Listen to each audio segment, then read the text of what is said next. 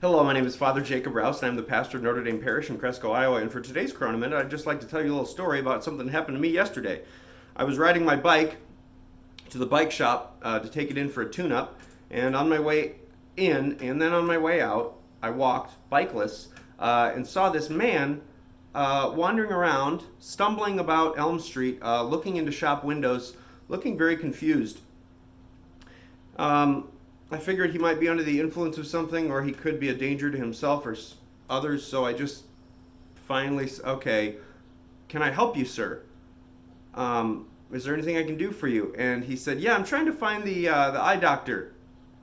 And I said, okay, well, you're looking into the lawyer's shop, which is closed. The eye doctor's 3 stores down. Come to find out, the thing he was under the influence from was a piece of metal. He'd been doing some home improvement pipe cutting, and it struck him in the eye, and he couldn't see, he couldn't get help, and he needed to find someone to help fix his eye. So I showed him where the medical clinic was and walked him down there, and then that was all good, made sure he was okay. Then on the way back, this woman was driving her car, and then her hubcap separated itself from the car and was rolling down, and so I picked it up and waved it and chased her down and said, hey, here's your hubcap back. Okay, so then my mother called, and I was just telling her about the crazy afternoon walk I just had. And I caught myself, I didn't even think about it. I said, okay, I've done my good deed for the day. And I thought, where in the world did that come from? That's an idiom. First of all, as you know, an idiom is a collection of words that mean something that may not be out front. The meaning might not be readily available to you. For instance, raining cats and dogs, or I saw the light. This is something that we have in our culture and our language that just kind of means something over time. So, and sometimes, you could use it sarcastically, like, hey, can you do your good deed for the day and take out the garbage? I know my dad probably said that to me many times.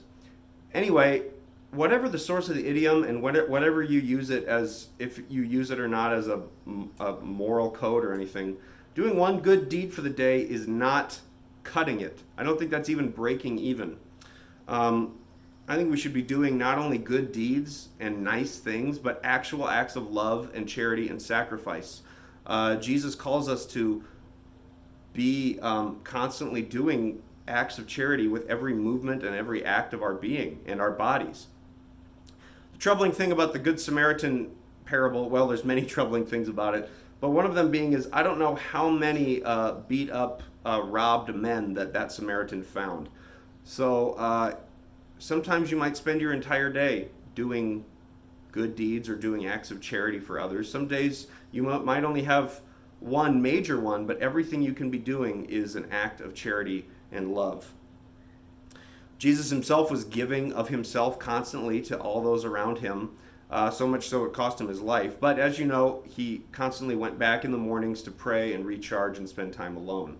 So I'd encourage you to, first off, look up some idioms and either find out where they came from, if you should still be using them, and maybe use some of the fun ones in conversation.